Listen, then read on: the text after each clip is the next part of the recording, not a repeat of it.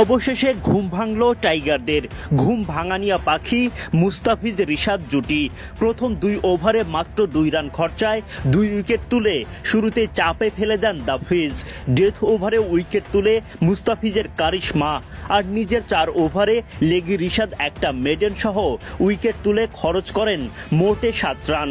ওদিকে অলরাউন্ডার সাকিব করেন আরও একটা বিশ্ব রেকর্ড আটকাতে টস জিতে ডিফেন্সিভ মুডে বাংলাদেশ। আগে বোলিংয়ের সিদ্ধান্ত অধিনায়ক নাজমুল শান্তর। এখন দাস চমক হয়ে 4 পরিবর্তনের রীতিমতো দ্বিতীয় সারির দল নিয়ে যুক্তরাষ্ট্র শুরুতেই টাইগারদের অ্যাটাক করে বসে। শান্তর ক্যাচ মিসে আরও অসহায় অবস্থা বাংলাদেশের। আগ্রাসী ব্যাটিং করতে থাকা আন্দ্রেস গৌসকে ফিরিয়ে প্রথম উইকেট তোলেন সাকিব। এই উইকেট নিয়ে আন্তর্জাতিক ক্রিকেটে 700 উইকেট পূরণ হয় তার। বিশ্ব ক্রিকেটে 14,000 রান ও 700 উইকেট পাওয়া একমাত্র খেলোয়াড় বাংলাদেশের সাকিব।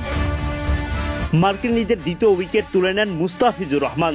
তানজিম সাকিবের ক্যাচ বানিয়ে তিনি ফেরান আরেক ওপেনার শায়ান জাহাঙ্গীরকে।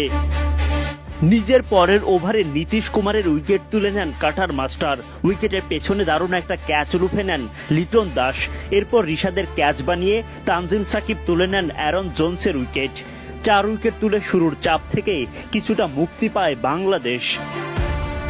চোখ ধাঁধানো বোলিং করেন লেগি রিশাদ হোসেন। 4 ওভার বোলিং করে একটা বাউন্ডারিও হজম করেননি তিনি।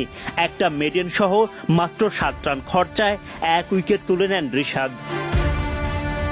ডেথ ওভারে উইকেট তুলে ইউএসএকে বড় সংগ্রহ গড়তে দেননি মুস্তাফিজুর রহমান। দায়িত্বটা এবার টাইগার ব্যাটারদের কাঁধে। Adnan Ahmed, BD cric time.